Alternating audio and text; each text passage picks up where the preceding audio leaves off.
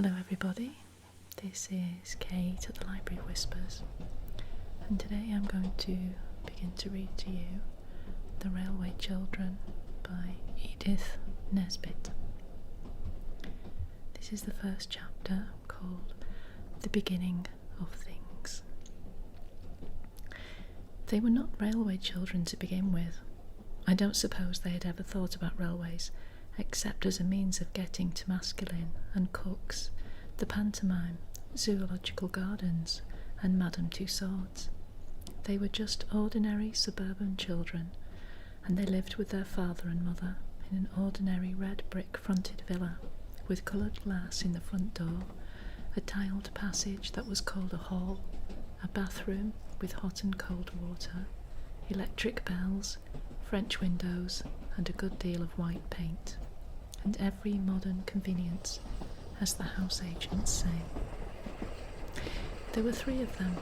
Roberta was the eldest, of course. Mothers never have favourites, but if their mother had a favourite, it might have been Roberta. Next came Peter, who wished to be an engineer when he grew up, and the youngest was Phyllis, who meant extremely well. Mother did not spend all her time in paying dull calls to dull ladies, and sitting dully at home waiting for dull ladies to pay calls to her. She was almost always there, ready to play with the children, and read to them, and help them to do their home lessons. Besides this, she used to write stories for them while they were at school, and read them aloud after tea, and she always made up funny pieces of poetry for their birthdays and for other great occasions, such as the christening of the new kittens, or the refurnishing of the doll's house, or the time when they were getting over the mumps. These 3 lucky children always had everything they needed: pretty clothes, good fires, a lovely nursery with heaps of toys, and a Mother Goose wallpaper. They had a kind and merry nursemaid, and a dog who was called James, and who was their very own. They also had a father who was just perfect, never cross, never unjust, and always ready for a game. At least, if at any time he was not ready, he always had an excellent reason for it, and explained the reason to the children so interestingly and funnily that they felt sure he couldn't help himself. You'll think that they ought to have been very happy, and so they were, but they did not know how happy till the pretty life in the red villa was over and done with, and they had to live a very different life indeed. The dreadful change came quite suddenly. Peter had a birthday, his 10th. Among his presents was a model engine, more perfect than you could have ever dreamt of. The other presents were full of charm, but the engine was fuller of charm than any of the others were. Its charm lasted in its full perfection for exactly 3 days. Then, owing either to Peter's inexperience or Phyllis's good intentions, which had been rather pressing, or to some other cause, the engine suddenly went off with a bang. James was so frightened that he went out and did not come back all day. All the Noah's Ark people who were in the tender were broken to bits, but nothing else was hurt except the poor little engine and the feelings of Peter. The others said he cried over it, but of course boys of 10 do not cry, however terrible the tragedies may be which darken their lot. He said that his eyes were red because he had a cold. This turned out to be true, though Peter did not know it was when he said it. The next day he had to go to bed and stay there. Mother began to be afraid that he might be sickening for measles, when suddenly he sat up in bed and said, "I hate gruel, I hate barley water, I hate bread and milk. I want to get up and have something real to eat." "What would you like?" Mother asked. "A pigeon pie," said Peter eagerly. "A large pigeon pie, a very large one." So Mother asked the cook to make a large pigeon pie. The pie was made, and when the pie was made it was cooked, and when it was cooked Peter ate some of it. After that his cold was better. Mother made a piece of poetry to amuse him while the pie was being made. It began by saying what an unfortunate but worthy boy Peter was. Then it went on. He had an engine that he loved with all his heart and soul, and if he had a wish on earth, it was to keep it whole. One day, my friends, prepare your minds, I'm coming to the worst. Quite suddenly a screw went mad, and then the boiler burst. With gloomy face he picked it up and took it to his mother, though even he could not suppose that she could make another. For those who perished on the line, he did not seem to care, his engine being more to him than all the people there. And now you see the reason why our Peter has been ill. He soothes his soul with pigeon pie, his gnawing grief to kill. He wraps himself in blankets warm and sleeps in bed till late, determined thus to overcome his miserable fate. And if his eyes are rather red, his cold must just be an excuse. Offer him pie, you may be sure, he never will refuse it. Father had been away in the country for 3 or 4 days. All Peter's hopes for the curing of his afflicted engine were now fixed on his father, for father was most wonderfully clever with his fingers. He could mend all sorts of things. He had often acted as veterinary surgeon to the wooden rocking horse. Once he had saved its life when all human aid was despaired of, and the poor creature was given up for lost, and even the carpenter said he didn't see his way to do anything. And it was father who mended the doll's cradle when no one else could, and with a little glue and some bits of wood and a penknife made all the Noah's Ark beasts as strong on their pins as ever they were, if not stronger. Peter, with heroic unselfishness, did not say anything about his engine till after father had had his dinner, and after his after-dinner cigar. The unselfishness was mother's idea, but it was Peter who carried it out, and needed a good deal of patience too. At last mother said to father, "Now dear, if you're quite rested and quite comfy, we want to tell you about the great railway accident and ask your advice." "All right," said father, "fire away." So then Peter told the sad tale, and fetched what was left of the engine. Said father, when he had looked the engine over very carefully. The children held their breaths. "Is there no hope?" said Peter in a low and steady voice. "Hope? Rather, tons of it," said father cheerfully, "but it'll want something besides hope. A bit of brazing, say, or some solder, and a new valve. I think we'd better keep it for a rainy day. In other words, I'll give up Saturday afternoon to it, and you shall all help me." "Can girls help to mend engines?" Peter asked doubtfully. "Of course they can. Girls are just as clever as boys, and don't you forget it. How would you like to be an engine driver, Phil?" "My face would be always dirty, wouldn't it?" said Phyllis, in unenthusiastic tones. "And I expect I should break something." "I should just love it," said Roberta. "Do you think I could when I'm grown up, Daddy? Or even a stoker?" "You mean a fireman," said Daddy, pulling and twisting at the engine. "Well, if you still wish it, when you're grown up, we'll see about making you a firewoman. I remember when I was a boy." Just then there was a knock at the front door. "Who on earth?" said father. "An Englishman's house is his castle, of course, but I do not wish they built semi-detached villas with moats and drawbridges." Ruth, she was the parlour maid, and had red hair, came in and said that 2 gentlemen wanted to see the master. "I've shown them into the library, sir," said she. "I expect it's the subscription to the vicar's testimonial," said mother, "or else it's the choir holiday fund. Get rid of them quickly, dear. It does break up an evening so, and it's nearly the children's bedtime." But father did not seem to be able to get rid of the gentleman at all quickly. "I wish we had got a moat and drawbridge," said Roberto. "Then when we didn't want people, we could just pull up the drawbridge and no one else could get in. I expect father will have forgotten about when he was a boy if they stay much longer." Mother tried to make the time pass by telling them a new fairy story about a princess with green eyes, but it was difficult because they could hear the voices of father and the gentleman in the library, and father's voice sounded louder and different to the voice he generally used to people who came about testimonials and holiday funds. Then the library bell rang, and everyone heaved a breath of relief. "They're going now," said Phyllis. "He's wrong to have them shown out." But instead of showing anybody out, Ruth showed herself in, and she looked queer, the children thought. "Please," she said, "the master wants you to just step into the study. He looks like the dead, Mum. I think he's had bad news. You'd better prepare yourself for the worst, perhaps. It's a death in the family, or a bank busted, or—" "That'll do, Ruth," said Mother gently. "You can go." Then Mother went into the library. There was more talking. Then the bell rang again, and Ruth fetched a cab. The children heard boots go out and down the steps. The cab drove away, and the front door shut. Then Mother came in. Her dear face was as white as her lace collar, and her eyes looked very big and shining.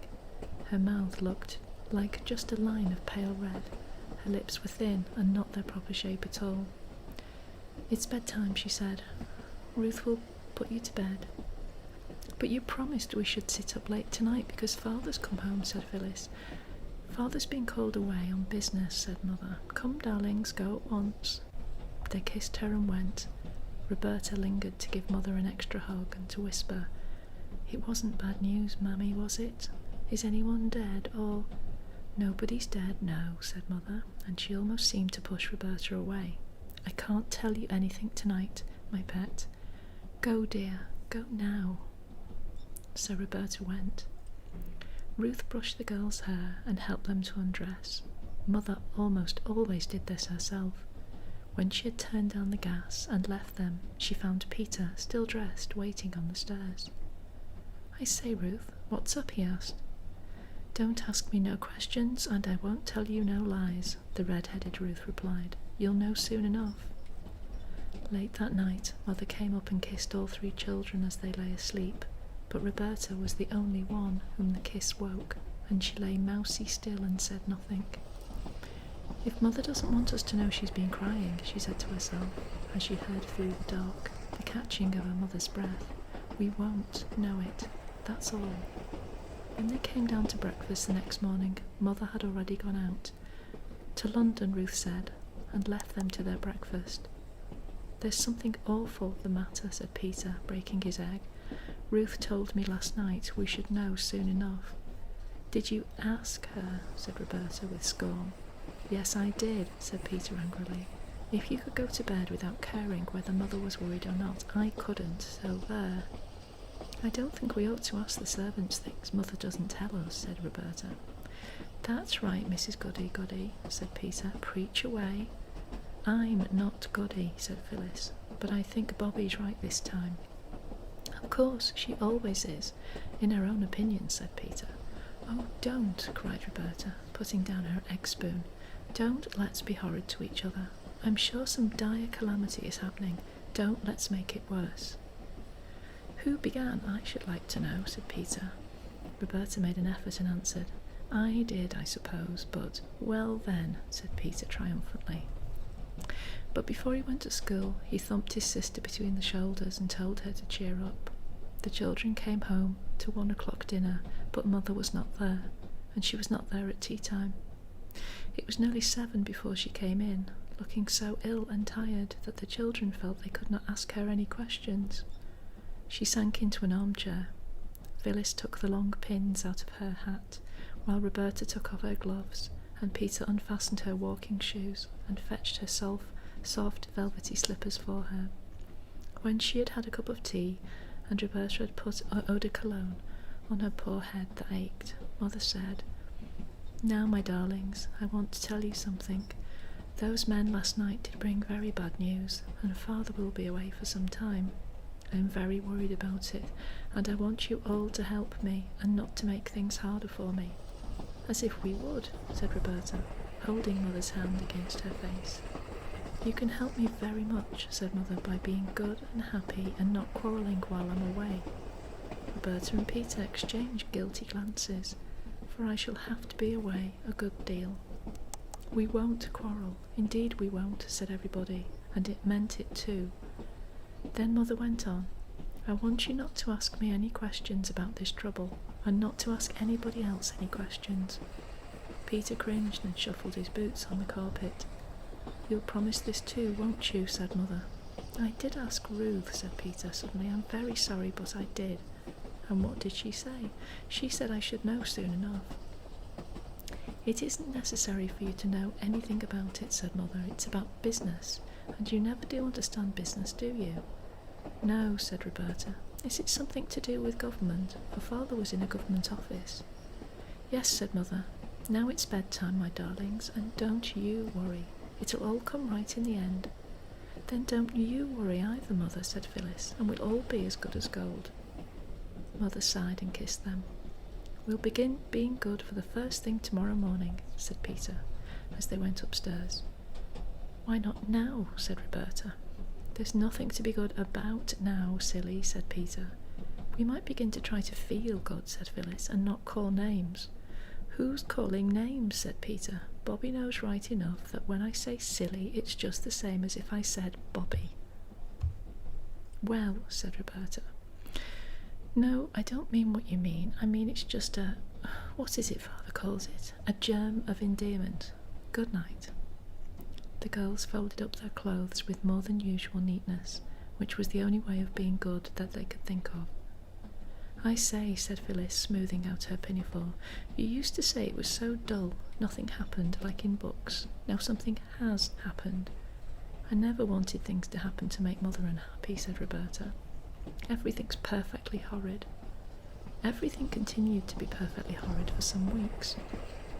Mother was nearly always out. Meals were dull and dirty. The between maid was sent away, and Aunt Emma came on a visit. Aunt Emma was much older than Mother. She was going abroad to be a governess. She was very busy getting her clothes ready, and they were very ugly, dingy clothes, and she had them always littering about, with the sewing machine seemed to whir on and on all day and most of the night. Aunt Emma believed in keeping children in their proper places, and they more than returned the compliment. Their idea of Aunt Emma's proper place was anywhere where they were not, so they saw very little of her. They preferred the company of the servants, who were more amusing. Cook, if in a good temper, could sing comic songs, and the housemaid, if she happened not to be offended with you, could imitate a hen that had laid an egg, a bottle of champagne being opened, and could mew like two cats fighting. The servants never told the children what the bad news was that the gentleman had brought to Father, but they kept hinting that they could tell a great deal if they chose, and this was not comfortable. One day when Peter had made a booby trap over the bathroom door, and it had acted beautifully as Ruth passed through, that red-haired parlour-maid caught him and boxed his ears. "You'll come to a bad end," she said furiously, "you nasty little limb, you. If you don't mend your ways, you'll go where your precious father's gone, so I tell you straight." Roberta repeated this to her mother, and next day Ruth was sent away. Then came the time when Mother came home and went to bed and stayed there 2 days, and the doctor came, and the children crept wretchedly about the house and wondered if the world was coming to an end. Mother came down one morning to breakfast, very pale and with lines on her face that used not to be there, and she smiled as well as she could and said, "Now, my pets, everything is settled. We're going to leave this house and go and live in the country. Such a ducky dear little white house, I know you'll love it." A whirling week of packing followed, not just packing clothes like when you go to the seaside, but packing chairs and tables, covering their tops with sacking and their legs with straw. All sorts of things were packed that you don't pack when you go to the seaside: crockery, blankets, candlesticks, carpets, bedsteads, saucepans, and even fenders and fire irons. The house was like a furniture warehouse. I think the children enjoyed it very much. Mother was very busy, but not too busy now to talk to them and read to them, and even to make a bit of poetry for Phyllis to cheer her up when she fell down with a screwdriver and ran it into her hand. "Aren't you going to pack this, Mother?" Roberta asked, pointing to the beautiful cabinet inlaid with red turtle shell and brass. "We can't take everything," said Mother. "But we seem to be taking all the ugly things," said Roberta. "We're taking the useful ones," said Mother. "We've got to play at being poor for a bit, my chickabiddy." When all the ugly useful things had been packed up and taken away in a van by men in green baize aprons, the 2 girls and Mother and Aunt Emma slept in the 2 spare rooms where the furniture was all pretty, All their beds had gone. A bed was made up for Peter on the drawing-room sofa. "I say, this is larks," he said, wriggling joyously as Mother tucked him up. "I do like moving. I wish we moved once a month." Mother laughed. "I don't," she said. "Good night, Peterkin." As she turned away, Roberta saw her face. She never forgot it. "Oh, Mother," she whispered, all to herself as she got into bed. "How brave you are. How I love you.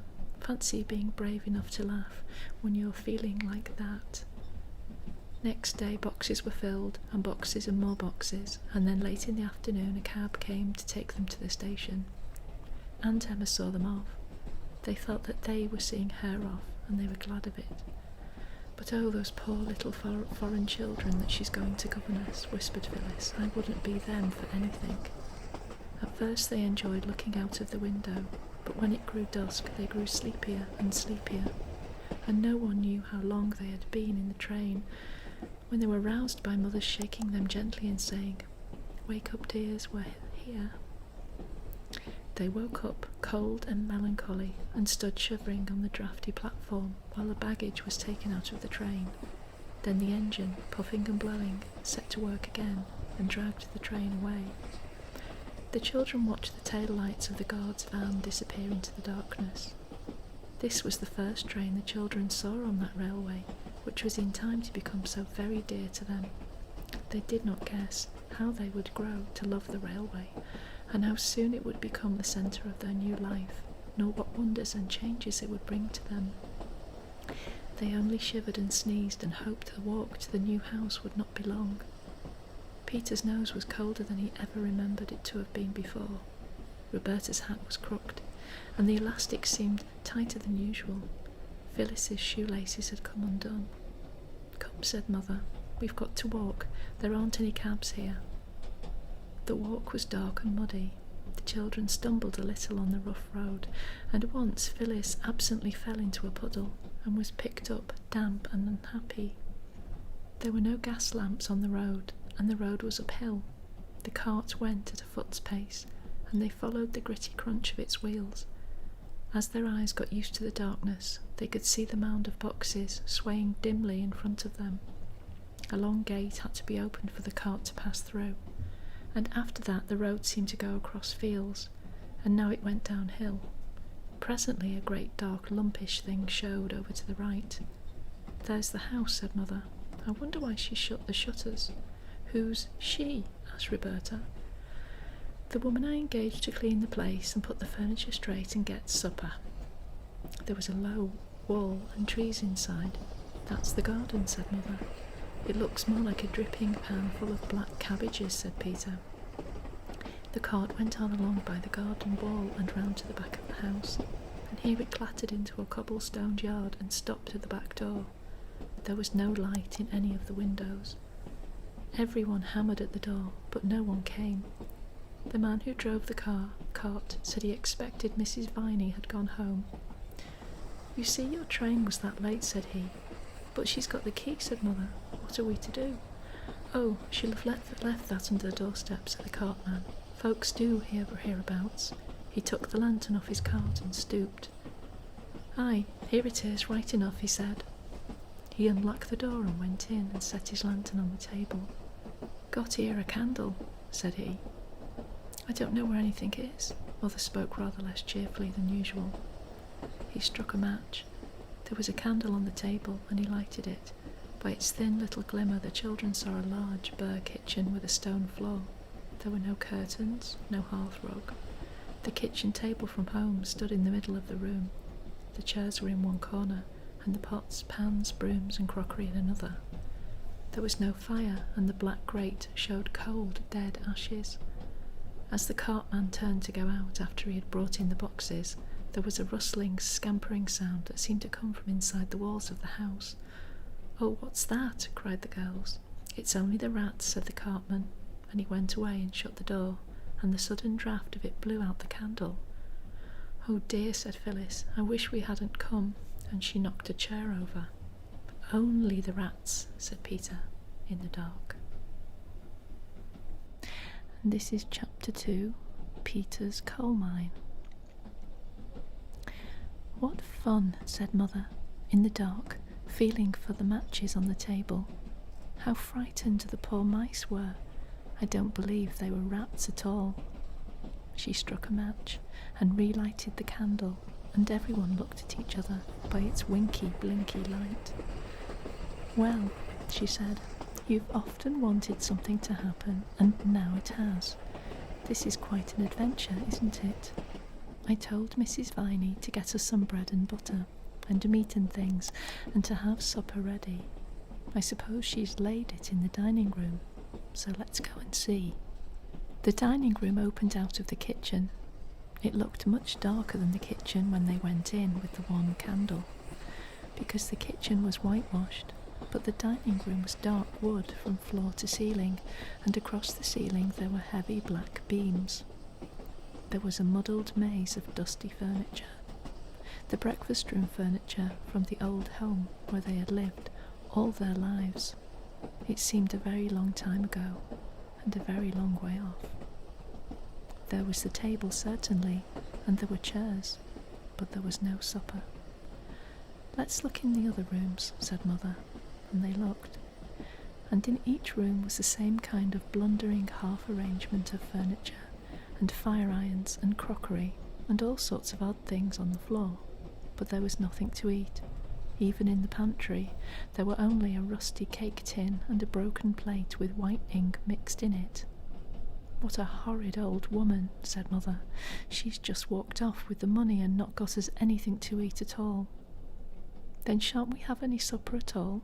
asked Phyllis, dismayed, stepping back onto a soap dish that cracked responsively. "Oh yes," said Mother, "only it'll mean unpacking one of those big cases that we put in the cellar. Phil, do mind where you're walking to, there's a dear. Peter, hold the light." The cellar door opened out of the kitchen. There were 5 wooden steps leading down, and it wasn't a proper cellar at all, the children thought, because its ceiling went up as high as the kitchen's. A bacon rack hung under its ceiling. There was wood in it, and coal. Also the big cases. Peter held the candle all on one side, while Mother tried to open the great packing case. It was very securely nailed down. "Where's the hammer?" asked Peter. "That's just it," said Mother. "I'm afraid it's inside the box. But there's a coal shovel, and there's the kitchen poker." And with these she tried to get the case open. "Let me do it," said Peter, thinking he could do it better himself. Everyone thinks this when he sees another person stirring a fire, or opening a box, or untying a knot in a bit of string. "You'll hurt your hands, Mammy," said Roberta. "Let me." "I wish Father were here," said Phyllis. "He'd get it open in 2 shakes. What are you kicking me for, Bobby?" "I wasn't," said Roberta. Just then the first of the long nails in the packing case began to come out with a scrunch. Then a lathe was raised, and then another, till all 4 stood up with the long nails in them shining fiercely like iron teeth in the candlelight. "Hooray," said Mother. "Here are some candles. The very first thing. You girls go and light them. You'll find some saucers and things. Just drop a little candle grease in the saucer and stick the candle upright in it." "How many shall we light?" "As many as ever you like," said Mother, gaily. "The great thing is to be cheerful. Nobody can be cheerful in the dark except owls and dormice." So the girls lighted candles. The head of the first match flew off and stuck to Phyllis's finger, but, as Roberta said, it was only a little burn, and she might have had to be a Roman martyr and be burned whole if she had happened to live in the days when those things were fashionable. Then, when the dining room was lighted by 14 candles, Roberta fetched coal and wood and lighted a fire. "It's very cold for May," she said, feeling what a grown-up thing it was to say. The firelight and the candlelight made the dining room look very different, for now you could see that the dark walls were of wood, carved here and there into little wreaths and loops. The girls hastily tidied the room, which meant putting the chairs against the wall, and piling all the odds and ends into a corner, and partly hiding them with the big leather armchair that Father used to sit in after dinner. "Bravo!" cried Mother, coming in with a tray full of things. "This is something like. I'll just get a tablecloth and then—" The tablecloth was in a box with a proper lock that was opened with a key and not with a shovel, and when the cloth was spread on the table, a real feast was laid out on it. Everyone was very, very tired, but everyone cheered up at the sight of the funny and delightful supper. There were biscuits, the Marie and the plain kind, sardines, preserved ginger, cooking raisins, and candied peel and marmalade. "What a good thing Aunt Emma packed up all the odds and ends out of the store cupboard," said Mother. "Now, Phil, don't put the marmalade spoon in among the sardines." "No, I won't, Mother," said Phyllis, and put it down among the Marie biscuits. "Let's drink Aunt Emma's health," said Roberta suddenly. What should we have done if she hadn't packed up these things? Here's to Aunt Emma. And the toast was drunk in ginger wine and water, out of willow-patterned teacups, because the glasses couldn't be found. They all felt that they had been a little hard on Aunt Emma. She wasn't a nice, cuddly person like Mother, but after all, it was she who had thought of packing up the odds and ends of things to eat. It was Aunt Emma, too, who had aired all the sheets ready, and the men who had moved the furniture had put the bedsteads together, so the beds were soon made. "Good night, chickies," said Mother. "I'm sure there aren't any rats, but I'll leave my door open, and then, if a mouse comes, you need only scream, and I'll come and tell it exactly what I think of it." Then she went to her own room. Roberta woke to hear the little travelling clock chime 2. It sounded like a church clock, ever so far away, she always thought, and she heard, too, Mother still moving about in her room. Next morning Roberta woke Phyllis by pulling her hair gently, but quiet enough for her purpose. "What's the matter?" asked Phyllis, still almost wholly asleep. wake up," said Roberta. "We're in the new house, don't you remember? No servants or anything. Let's get up, begin to be useful. We'll just creep down mouse quietly and have everything beautiful before Mother gets up. I've woke Peter. He'll be dressed as soon as we are." So they dressed quietly and quickly. Of course, there was no water in their room, so when they got down they washed as much as they thought was necessary under the spout of the pump in the yard. One pumped and the other washed. It was splashy but interesting. "It's much more fun than basin washing," said Roberta. "How sparkly the weeds are between the stones, and the moss on the roof. Oh, and the flowers." The roof of the back kitchen sloped down quite low. It was made of thatch, and it had moss on it, and house leeks and stonecrop and wallflowers, and even a clump of purple flag flowers at the far corner. "This is far, far, far and away prettier than Edgecombe Villa," said Phyllis. "I wonder what the garden's like." "We mustn't think of the garden yet," said Roberta, with earnest energy. "Let's go in and begin to work." They lighted the fire and put the kettle on, and they arranged the crockery for breakfast, and they could not find all the right things, but a glass ashtray made an excellent salt cellar, and a newish baking tin seemed as if it would do to put bread on, if they had any.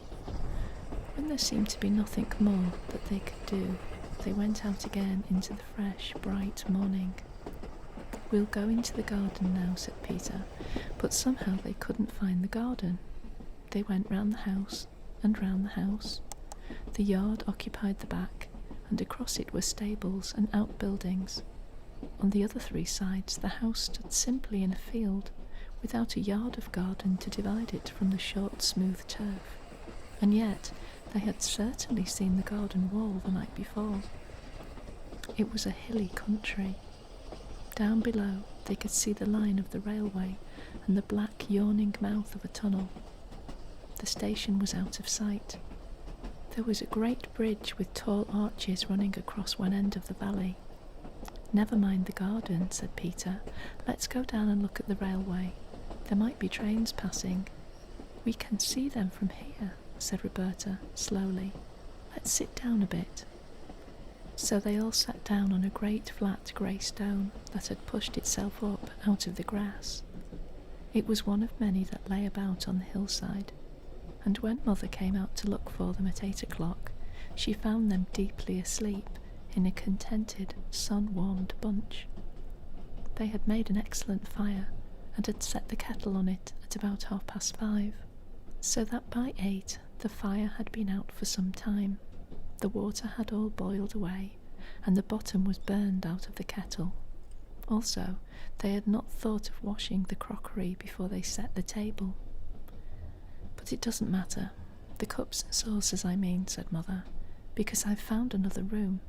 I'd quite forgotten there was one, and it's magic, and I've boiled the water for tea in a saucepan." The forgotten room opened out of the kitchen. In the agitation and half-darkness the night before, its door had been mistaken for a cupboard's. It was a little square room, and on its table, all nicely set out, was a joint of cold roast beef, with bread, butter, cheese, and a pie. "Pie for breakfast," cried Peter. "How perfectly ripping!" "It isn't pigeon pie," said Mother. "It's only apple. Well, this is the supper we ought to have had last night." And there was a note from Mrs. Viney. "Her son-in-law has broken his arm, and she had to get home early. She's coming this morning at 10. That was a wonderful breakfast. It is unusual to begin the day with cold apple pie, but the children all said they would rather have had it than meat. You see, it's more like dinner than breakfast to us," said Peter, passing his plate for more, "because we were up so early." The day passed in helping Mother to unpack and arrange things. 6 small legs quite ached with running about, while their owners carried clothes and crockery and all sorts of things to their proper places. It was not till quite late in the afternoon that Mother said, "There, that'll do for today. I'll lie down for an hour so as to be as fresh as a lark by supper time." Then they all looked at each other. Each of the 3 expressive countenances expressed the same thought. That thought was double, and consisted, like the bits of information in the Child's Guide to Knowledge, of a question and an answer. Question: "Where shall we go?" Answer: "To the railway."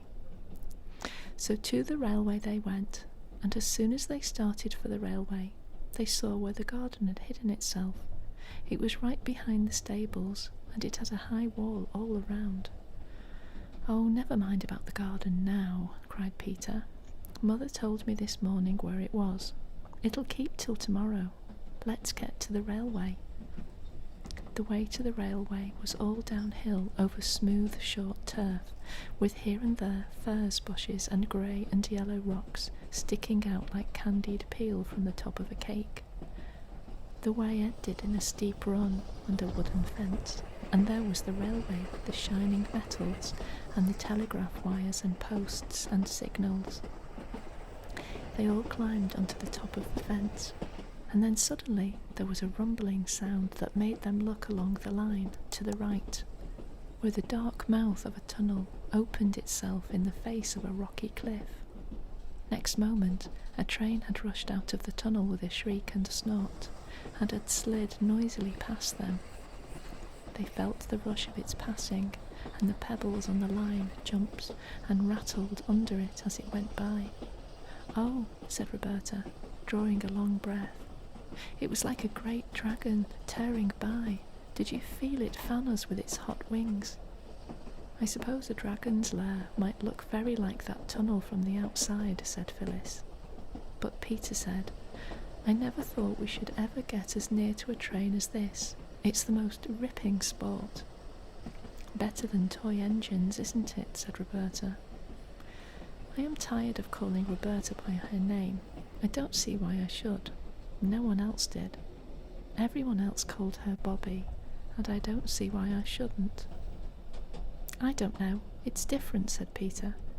"It seems so odd to see all of a train. It's awfully tall, isn't it? We've always seen them cut in half by platforms, said Phyllis. I wonder if that train was going to London, Bobby said. London's where Father is. Let's go down to the station and find out, said Peter. So they went. They walked along the edge of the line and heard the telegraph wires humming over their heads. When you are in the train, it seems such a little way between post, and one after another, the posts seem to catch up the wires almost more quickly than you can count them. But when you have to walk, the posts seem few and far between. But the children got to the station at last. Never before had any of them been at a station, except for the purpose of catching trains, or perhaps waiting for them, and always with grown-ups in attendance. Grown-ups who were not themselves interested in stations, except as places from which they wished to get away. Never before had they passed close enough to a signal box to be able to notice the wires and to hear the mysterious ping, ping, followed by the strong, firm clicking of machinery. The very sleepers on which the rails lay were a delightful path to travel by, just far enough apart to serve as the stepping stones in a game of foaming torrents hastily organised by Bobby. Then to arrive at the station, not through the booking office, but in a free-booting sort of way by the sloping end of the platform. This in itself was joy. Joy, too, it was to peep into the porter's room, where the lamps are, and the railway almanac on the wall, and one porter half asleep behind a paper. There were a great many crossing lines at the station. Some of them just ran into a yard and stopped short, as though they were tired of business and meant to retire for good. Trucks stood on the rails here, and on one side was a great heap of coal, not a loose heap, such as you see in your coal cellar, but a sort of solid building of coals, with large square blocks of coal outside, used just as though they were bricks, and built up till the heap looked like the picture of the cities of the plain in Bible stories for infants. There was a line of whitewash near the top of the coaly wall. When presently the porter lounged out of his room at the twice-repeated tingling thrill of a gong over the station door, Peter said, "How do you do?" in his best manner, and hastened to ask what the white mark was on the coal for. "To mark how much coal there should be," said the porter, "so we'll know if anyone nicks it. So don't ye go off with none in your pockets, young gentleman." This seemed at the time but a merry jest, and Peter felt at once that the porter was a friendly sort with no nonsense about him. But later the words came back to Peter with a new meaning. Have you ever gone into a farmhouse kitchen on a baking day and seen the great crock of dough set by the fire to rise? If you have, and if you were at that time still young enough to be interested in everything you saw, you will remember that you found yourself quite unable to resist the temptation to poke your finger into the soft round of dough that curved inside the pan like a giant mushroom. And you will remember that your finger made a dent in the dough, and that slowly, but quite surely, the dent disappeared, and the dough looked quite the same as it did before you touched it, unless, of course, your hand was extra dirty, in which case, naturally, there would be a little black mark.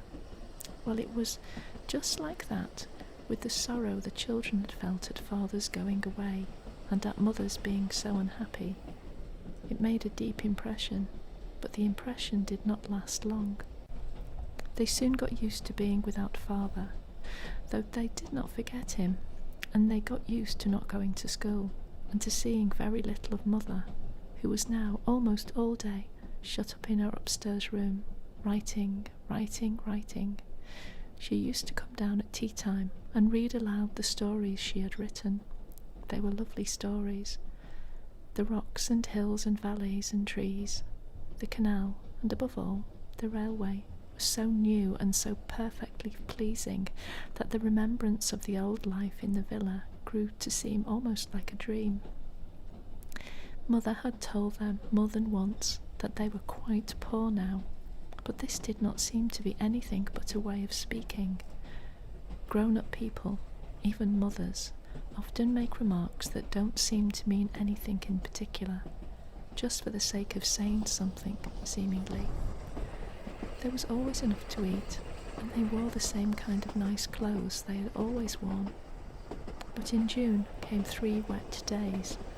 The rain came down, straight as lances, and it was very, very cold. Nobody could go out, and everybody shivered. They all went up to the door of Mother's room and knocked. "Well, what is it?" asked Mother from inside. "Mother," said Bobby, "mayn't I light a fire? I do know how." And Mother said, "No, my ducky love, we mustn't have fires in June. Coal is so dear. If you're cold, go and have a good romp in the attic. That'll warm you." "But Mother, it only takes such a very little coal to make a fire." "It's more than we can afford, chickeny love," said Mother cheerfully. "Now run away, there's darlings, I'm madly busy." "Mother's always busy now," said Phyllis, in a whisper to Peter. Peter did not answer. He shrugged his shoulders. He was thinking. Thought, however, could not long keep itself from the suitable furnishing of a bandit's lair in the attic. Peter was the bandit, of course. Bobby was his lieutenant, his band of trusty robbers, and in due course the parent of Phyllis, who was the captured maiden for whom a magnificent ransom in horse beans was unhesitatingly paid. They all went down to tea flushed and joyous as any mountain brigands. But when Phyllis was going to add jam to her bread and butter, Mother said, "Jam or butter, dear, not jam and butter. We can't afford that sort of reckless luxury nowadays." Phyllis finished the slice of bread and butter in silence, and followed it up by bread and jam. Peter mingled thought and weak tea. After tea they went back to the attic, and he said to his sisters, "I have an idea." "What's that?" they asked politely. "I shan't tell you," was Peter's unexpected rejoinder. "Oh, very well," said Bobby, and Phil said, "Don't then." "Girls," said Peter, "are always so hasty-tempered." "I should like to know what boys are," said Bobby, with fine disdain. "I don't want to know about your silly ideas." "You'll know some day," said Peter, keeping his own temper by what looked exactly like a miracle. "If you hadn't been so keen on a row, I might have told you about it being only noble-heartedness that made me not tell you my idea. But now I shan't tell you anything at all about it, so there." And it was indeed some time before he could be induced to say anything, and when he did it wasn't much. He said, "The only reason why I won't tell you my idea that I'm going to do is because it may be wrong, and I don't want to drag you into it." "Don't you do it if it's wrong, Peter," said Bobby. "Let me do it." But Phyllis said, "I should like to do wrong if you're going to." "No," said Peter, rather touched by this devotion. "It's a forlorn hope, and I'm going to lead it. All I ask is that if Mother asks where I am, you won't blab." "We haven't got anything to blab," said Bobby indignantly. "Oh, yes, you have," said Peter, dropping horse beans through his fingers. "I've trusted you to the death. You know I'm going to do a lone adventure, and some people might think it wrong. I don't. And if Mother asks where I am, say I'm playing at mines." "What sort of mines?" "Just say mines." "You might tell us, Pete." "Well then, coal mines, but don't you let the word pass your lips on pain of torture." "You needn't threaten," said Bobby, "and I do think you might let us help." "If I find a coal mine, you shall help cart the coal," Peter condescended to promise. "Keep your secret if you like," said Phyllis. "Keep it if you can," said Bobby. "I'll keep it right enough," said Peter. Between tea and supper, there is an interval even in the most greedily regulated families. At this time, Mother was usually writing, and Mrs. Viney had gone home. 2 nights after the dawning of Peter's idea, he beckoned the girls mysteriously at the twilight hour. "Come hither with me," he said, "and bring the Roman chariot." The Roman chariot was a very old perambulator that had spent years of retirement in the loft over the coach-house. The children had oiled its works till it glided noiselessly as a pneumatic bicycle, and answered to the helm as it had probably done in its best days. "Follow your dauntless leader," said Peter, and led the way down the hill towards the station. Just above the station, many rocks have pushed their heads out through the turf as though they, like the children, were interested in the railway. In a little hollow, between 3 rocks, lay a heap of dried brambles and heather. Peter halted, turned over the brushwood with a well-scarred boot, and said, "Here's the first coal from the St. Peter's mine. We'll take it home in the chariot. Punctuality and dispatch. All orders carefully attended to. Any shaped lump cut to suit regular customers." The chariot was packed full of coal, and when it was packed it had to be unpacked again because it was so heavy that it couldn't be got up the hill by the 3 children, not even when Peter harnessed himself to the handle with his braces, and firmly grasping his waistband in one hand, pulled while the girls pushed behind. 3 journeys had to be made before the coal from Peter's mine was added to the heap of mother's coal in the cellar. Afterwards, Peter went out alone and came back very black and mysterious. "I've been to my coal mine," he said. "Tomorrow evening we'll bring home the black diamonds in the chariot." It was a week later that Mrs. Viney remarked to Mother how well this last lot of coal was holding out. The children hugged themselves and each other in complicated wriggles of silent laughter as they listened on the stairs. They had all forgotten by now that there had ever been any doubt in Peter's mind as to whether coal mining was wrong. But there came a dreadful night when the station master put on a pair of old sand shoes that he had worn at the seaside in his summer holiday and crept out very quietly to the yard where the Sodom and Gomorrah heap of coal was, with the whitewashed line round it. He crept out there and he waited like a cat by a mouse hole. On the top of the heap something small and dark was scrabbling and rattling furtively among the hot coal. The station master concealed himself in the shadow of a brake van that had a little chimney and was labelled GN and SR 34576. Return at once to White Heather Sidings. And in this concealment he lurked till the small thing on top of the heap ceased to scrabble and rattle, came to the edge of the heap, cautiously let itself down and lifted something after it. Then the arm of the station master was raised, the hand of the station master fell on a collar, and there was Peter, firmly held by the jacket, with an old carpenter's bag full of coal in his trembling clutch. "So I've caught you at last, have I, you young thief?" said the station master. "I'm not a thief," said Peter, as firmly as he could. "I'm a coal miner." "Tell that to the Marines," said the station master. "It would be just as true whoever I told it to," said Peter. "You're right there," said the man who held him. "Stow your jaw, you young rip, and come along to the station." "Oh no," cried in the darkness an agonised voice that was not Peter's. "Not the police station," said another voice from the darkness. "Not yet," said the station master. "The railway station first. Why, it's a regular gang. Any more of you?" "Only us," said Bobby and Phyllis, coming out of the shadow of another truck, labelled Staveley Colliery, and bearing on it the legend in white chalk, "Wanted in number 1 road." "What do you mean by spying on a fellow like this?" said Peter angrily. "Time someone did spy on you, I think," said the station master. "Come along to the station." "Oh, don't," said Bobby. "Can't you decide now what you'll do to us? It's our fault just as much as Peter's. We helped to carry the coal away, and we knew where he got it." "No, you didn't," said Peter. Yes, we did, said Bobby. We knew all the time. We only pretended we didn't just to humour you.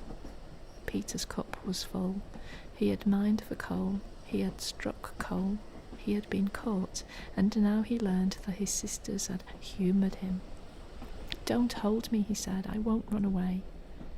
The station master loosed Peter's collar, struck a match, and looked at them by its flickering light. Why, said he, you're the children from the 3 chimneys up yonder. So nicely dressed, too. Tell me now, what made you do such a thing? Haven't you ever been to church or learned your catechism or anything? Not to know it's wicked to steal? He spoke much more gently now, and Peter said, I didn't think it was stealing. I was almost sure it wasn't. I thought if I took it from the outside part of the heap, perhaps it would be. But in the middle I thought I could fairly count it only mining. It'll take thousands of years for you to burn up all that coal and get to the middle parts. Not quite, but did you do it for a lark or what? Not much lark carting that beastly heavy stuff up the hill, said Peter indignantly. Then why did you? The station master's voice was so much kinder now that Peter replied, You know that wet day? Well, Mother said we were too poor to have a fire. We always had fires when it was cold at our other house, and... Don't, interrupted Bobby in a whisper. Well, said the station master, rubbing his chin thoughtfully, I'll tell you what I'll do. I'll look over it this once. But you remember, young gentleman, stealing is stealing, and what's mine isn't yours, whether you call it mining or whether you don't. Run along home. Do you mean you aren't going to do anything to us? Well, you are a brick, said Peter with enthusiasm. You're a dear, said Bobby. You're a darling, said Phyllis. That's all right, said the station master, and on this they parted. Don't speak to me, said Peter, as the 3 went up the hill. You're spies and traitors, that's what you are. But the girls were too glad to have Peter between them, safe and free, and on the way to 3 chimneys, and not to the police station, to mind much what he said. We did say it was us as much as you, said Bobby gently. Well, and it wasn't. It could have come to the same thing in courts with judges, said Phyllis. Don't be snarky, Peter. It isn't our fault your secrets are so jolly easy to find out. She took his arm and he let her. There's an awful lot of coal in the cellar anyhow, he went on. Oh, don't, said Bobby. I don't think we ought to be glad about that. I don't know, said Peter, plucking up a spirit. I'm not at all sure, even now, that mining is a crime. But the girls were quite sure, and they were also quite sure that he was quite sure, however little he cared to own it. And that ends Chapter 2 of The Railway Children. I will revisit Chapter 3 in another video. This has been Kate at the Library of Whispers. Thank you very much for popping by, and I shall see you very soon. Bye bye for now. Bye bye.